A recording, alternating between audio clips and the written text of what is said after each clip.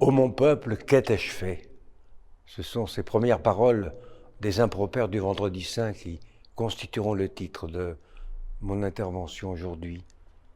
Sortant d'une pandémie qui fut plus meurtrière qu'on ne le croit parce qu'elle a blessé les âmes plus que les corps, nous vivons maintenant un temps où chaque heure qui passe peut voir se déclencher une guerre mondiale. Devant un déluge d'informations sauce-guerre, ceux qui réfléchissent un peu demeurent dans un scepticisme de plus en plus grand. Et l'Église est réduite à l'impuissance temporelle pour proposer une quelconque trêve de Dieu. Il lui reste heureusement encore la puissante force de la prière. C'est pourquoi je salue avec une immense gratitude la décision de notre Saint-Père, le pape François, de demander l'intercession de la bienheureuse Vierge Marie pour la paix entre la Russie et l'Ukraine. Et ce 25 mars, jour de la fête de l'Annonciation, eh bien ce sera une lumière d'espérance en ce temps de tristesse. Mais revenons encore un moment à la France. Ce qu'on appelle campagne électorale laisse l'amertume du trop, combiné au pas assez. Et quand la guerre s'arrêtera, si elle s'arrête, la perspective d'une multiplication des pauvres en France déchire notre cœur. L'Église, notre mère, est maintenant sous la croix. Combien de temps va-t-elle y rester? Je ne sais. En cette seconde partie du carême, je ne veux que constater que cette position particulière, pour me souvenir avec vous des paroles qui nous vinrent de celui qui y fut cloué. Les 7 paroles. Père, pardonne-leur car ils ne savent ce qu'ils font. Cette première demande que Jésus inaugure son testament de supplifier, c'est une demande de pardon. Il implore son Père de pardonner à ses bourreaux, juifs et païens, qui se sont momentanément unis pour le mettre à mort. À ce moment, effectivement, ils ne savent pas qu'ils commettent un sacrilège impardonnable. Ils ignorent que Jésus est le Fils de Dieu. D'ailleurs, ces apôtres, qui eux le croyaient pourtant, ont tous fui, voyant dans l'arrestation qui allait mener leur maître à la mort la preuve de leur erreur. Le Messie ne pouvait pas mourir puisqu'il était porteur de divin. Le pardon constitue donc la première demande de Jésus. Elle est notre source de réconfort quand nous nous apercevons que nous avons péché sans le savoir. Mais cela ne s'appliquera pas à tous, car certains savent parfaitement ce qu'ils font. Nous-mêmes avons très souvent conscience de commettre des péchés, et cela ne nous arrête pas. Pire, il nous arrive de persévérer. La supplique de Jésus ne s'applique pas alors automatiquement et nous ne dispense pas de pénitence et de confession. Quant à ceux qui ont écarté Dieu de leur vie, au point de braver la loi naturelle, ils ne peuvent pas non plus, je le crois, espérer quelque chose de cette première parole. Et là, je pense à nos politiques qui rédigent et votent des textes législatifs permettant de véritables crimes contre l'humanité. Le mariage pour tous, entraînant la conception d'enfants privés de père et bientôt de mère, l'avortement encore facilité, et prochainement suicide assisté, euthanasie, sans oublier l'obligation faite aujourd'hui par de prétendus juges à des femmes trisomiques d'avorter. Ceux qui promeuvent ces choses savent très bien ce qu'ils font. Son Éminence, le cardinal André XXIII, notre ancien archevêque de Paris, dans une conférence donnée à Rome, dans laquelle il évoquait les propos de Madame Taubira, avant qu'elle ne fasse passer sa loi, avait parfaitement précisé ce qu'il en était. Je le cite. « Ne croyez pas, lui avait dit le ministre, que nous ne voulons changer que quelques lignes du Code civil. Nous voulons changer de civilisation. » Fin de citation. Tout est dit. On veut en effet en finir avec la civilisation judéo-chrétienne et l'Église en fait partie. En vérité, je te le dis aujourd'hui, tu seras avec moi dans le paradis. Deuxième parole. C'est à l'un des crucifiés qui se trouvait à ses côtés que Jésus fait cette promesse. Un criminel qui s'était opposé à l'autre criminel crucifié qui injuriait Jésus.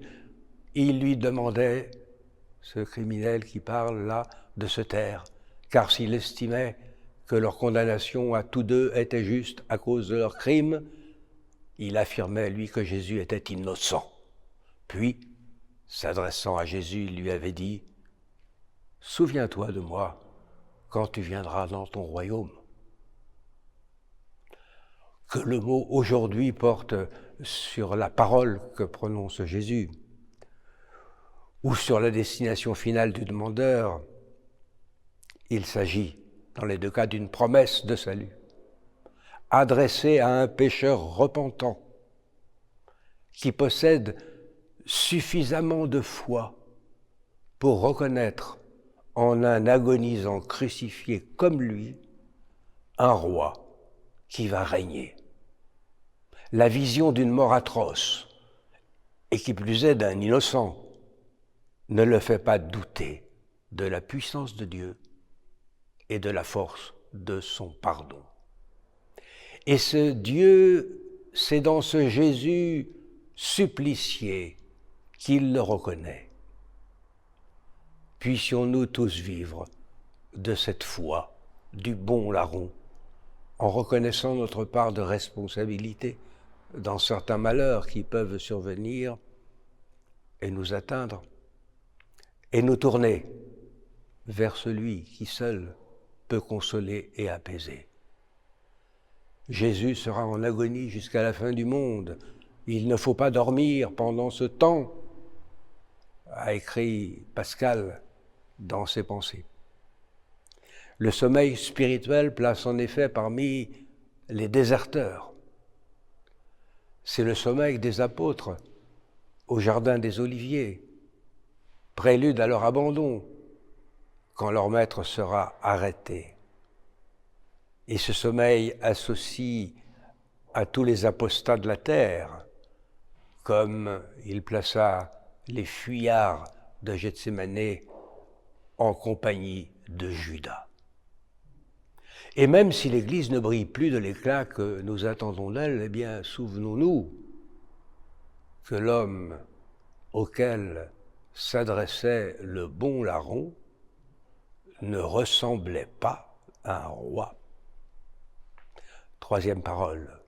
Femme, voici ton fils, et aux disciples bien-aimés, voici ta mère.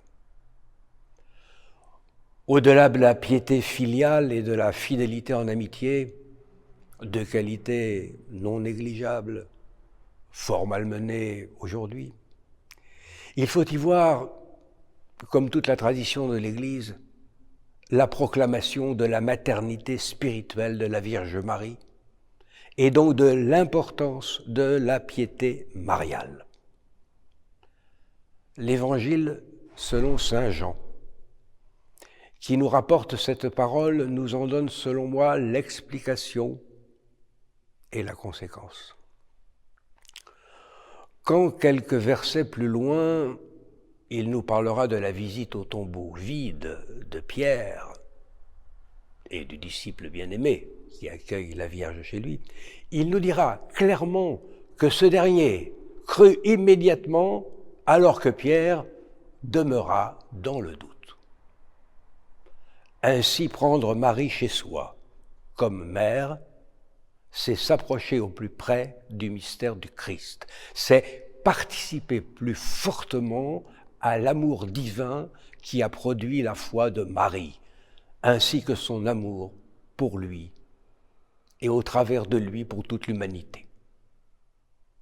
C'est une des grandes raisons de la consécration de la Russie et de l'Ukraine au cœur immaculé de Marie, et cela devrait constituer pour nous, Français, dont la bienheureuse Vierge est à la fois la reine et la patronne principale, l'impérieuse obligation de célébrer avec tout l'honneur qui leur est dû les fêtes mariales et de veiller à ce que chaque 15 août, la France soit couverte de processions. Mon Dieu, pourquoi m'as-tu abandonné ? Par ces autres paroles, Jésus manifeste une intense tristesse. Mais il commence aussi la récitation du psaume 22. Oui, c'est bien l'extrême malheur qui est exprimé ici et que toute la première partie du psaume développe, mais la seconde chante l'espérance. À partir du verset 22, « Tu m'as répondu », dit le psalmiste, avec des versets comme « Il n'a pas rejeté ni réprouvé un malheureux dans la misère ». Puis surtout le verset 23, dans la version grecque de la Septante, « Ma descendance servira le Seigneur, elle viendra proclamer sa justice et dire au peuple qui va naître ce que Dieu a fait. » Fin de citation. Jésus n'a pas eu le temps d'aller jusqu'à la fin de ce long psaume.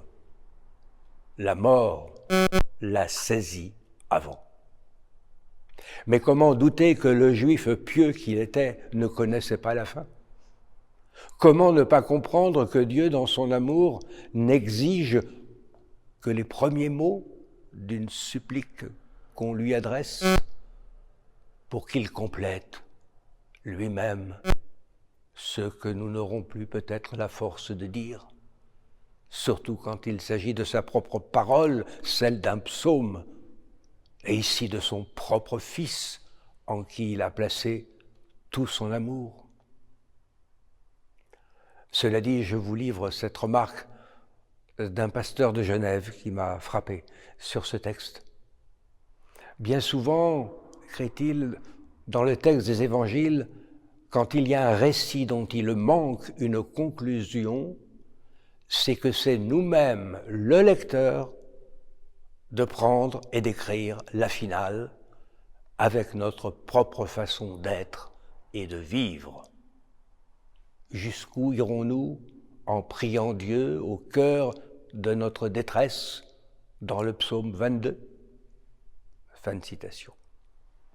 Quand l'Église se trouve effectivement sous la croix, le nombre de ses fidèles et de ses prêtres diminuant, en but à l'indifférence, la moquerie ou la persécution. Oui, elle a été abandonnée, oui, elle doit demander pourquoi, et ce, au travers de chaque chrétien, quelle que soit sa position dans l'Église. Car Dieu a promis assistance à l'Église. Je suis avec vous tous les jours, jusqu'à la fin du monde. Dieu ne saurait mentir. Nous, c'est ce que nous faisons de mieux quand nous oublions Christ. Alors ce n'est pas Dieu qui nous a abandonnés, c'est nous qui l'avons plus ou moins poliment mis dehors.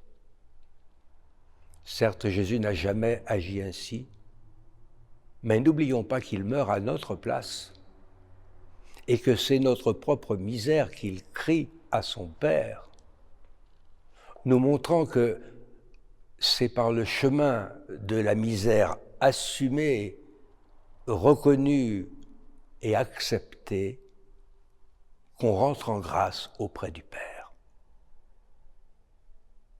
J'ai soif. Cette simple parole venant d'un supplicié sur une croix depuis plusieurs heures pourrait se passer de commentaires. Si Saint Jean n'avait pas écrit à son propos, afin que l'écriture soit accomplie. Beaucoup y ont vu l'accomplissement de la prophétie du psaume 69 au verset 22, je cite, « Ils mettent du poison dans ma nourriture et pour apaiser ma soif, ils m'abreuvent de vinaigre. » Les commentateurs y voient généralement une dernière méchanceté des soldats romains à l'égard de Jésus. Personnellement, voyez-vous, je ne le pense pas. Les soldats ont donné à Jésus ce qu'ils buvaient eux-mêmes. La fameuse posca, un vin aigrelet, peu élevé en alcool, permettant de continuer l'exercice militaire tout en rafraîchissant. Mais cela ne signifie pas pour autant que la référence au psaume 69 est erronée. Cela montre simplement le décalage énorme entre ce qui relève de la vie en ce monde et celle du royaume de Dieu. Jésus, tout en pouvant tout naturellement éprouver la soif physique, ressent à ce moment ultime ce que vivent souvent quelques personnes en fin d'agonie, la soif de Dieu. Chez beaucoup de gens très croyants, dont les yeux allaient se fermer définitivement, j'ai vu bien souvent la lueur d'éternité, la soif apaisée, l'angoisse disparue, et même une sorte de lueur de paisible abandon. D'ailleurs, dans les psaumes eux-mêmes, la soif n'est rien d'autre que la soif de Dieu et de sa justice. Le psaume 22 que nous évoquions avec la précédente parole contient cette allusion. Je cite, « Ma force se dessèche comme l'argile et ma langue s'attache à mon palais. » Et cette dernière image, elle est reprise pour le juif qui oublie Jérusalem, au psaume 137 ou 136 selon la numérotation, verset 6. Il faut aussi citer le psaume 42. « Comme une biche soupire après tes courants d'eau, ainsi mon âme soupire après toi, ô Dieu. » Alors certes, il a fallu que Jésus passe par le total abandon pour éprouver cette soif spirituelle, nous indiquant du même coup les grâces du filial abandon. Mais il y a plus. Il y a là, je crois, une scène qui ressemble fort à ce qu'annonçait Cana, les noces de Cana. Et la présence de Marie ne peut que renforcer ce sentiment. À Cana, le vin qui manquait n'était pas de bonne qualité, et comme liquide, il n'y avait plus que de l'eau. Ici à Golgotha, il n'y a que du vin mêlé de myrrhe, euphorisant et anesthésiant, que Jésus a refusé pour vivre consciemment sa passion, avec les souffrances que cela impliquait. Et ce sont les soldats qui lui avaient proposé ce breuvage. Et là, quand il manifeste le désir de boire, eh bien, il lui donne ce qu'ils boivent eux-mêmes, une boisson pauvre, comme le vin qui manquait à Cana. Le dernier bon vin que Jésus a bu, eh bien, c'est celui du banquet pascal avec ses disciples. Et cette page est maintenant tournée. Le vin du légionnaire n'est que bien peu de choses, alors pour la soif physique, et rien du tout pour la soif spirituelle. Dénuement de Cana et dénuement de Golgotha en matière de vin vont ensemble.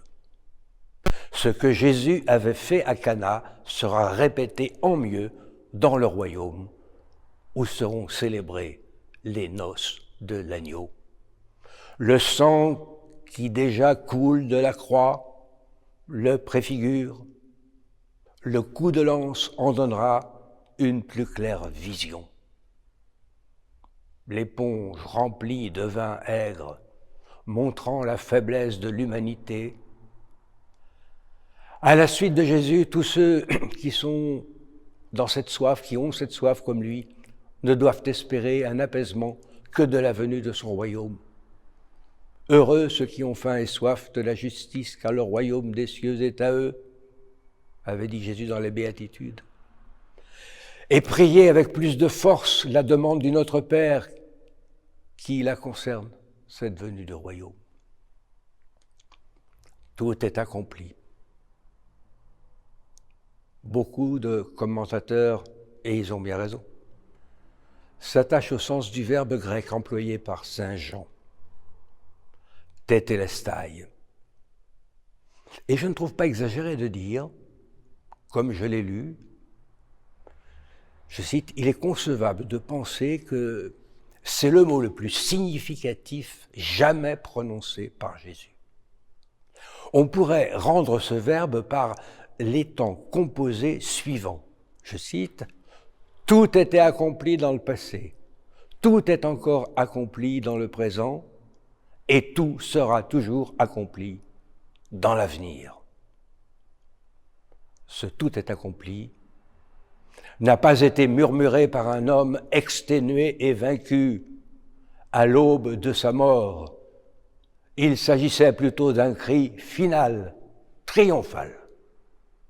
Il exprimait en fait l'idée suivante: j'ai achevé avec succès l'œuvre que j'étais venu accomplir. Aucun chrétien, même le plus saint, ne peut prononcer une pareille parole, tant il lui reste de péchés qu'il n'a pas pu vaincre et d'œuvres de sanctification qu'il n'a pas pu achever. Aussi, ce tout est accompli ne pourra être prononcé que par Jésus et pour nous, comme parole de pardon, si dans sa miséricorde, il veut nous compter parmi ses élus. Nos vies ne seront jamais que des symphonies inachevées, si tant est qu'elles aient pu mériter un pareil qualificatif.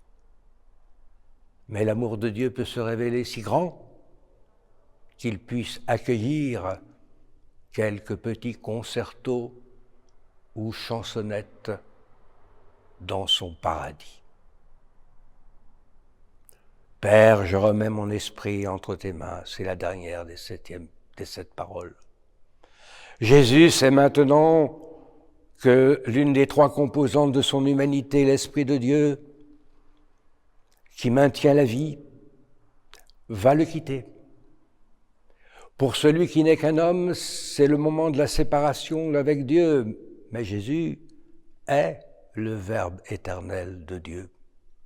Son Fils, comme il le rappelle ici, de même que sa première parole publique se rapportait à son Père. Vous savez, quand il déclara à ses parents qu'il avait quitté un instant pour le temple de Jérusalem, qu'il fallait qu'il s'occupe des affaires de son Père. Eh bien ici, il lui réserve cette dernière parole qui conforte l'accomplissement et surtout manifeste sa confiance à l'entrée du séjour des morts. Cette remise de l'Esprit sera brève pour Jésus, 3 jours. Mais Jésus est aussi le Verbe de Dieu, et il le demeure dans cet abaissement, sans, bien sûr, qu'aucun mot humain ne puisse l'expliquer. Ce qui est simplement sûr, c'est que Jésus, vrai Dieu et vrai homme, va faire l'expérience des enfers, séjour des morts, en remettant avec confiance son esprit à Dieu. En nous souvenant que depuis notre baptême, le Christ vit en nous, nous sommes invités à manifester la même confiance à Dieu notre Père et à lui remettre humblement ce qui lui appartient, notre vie, quand il nous la demandera.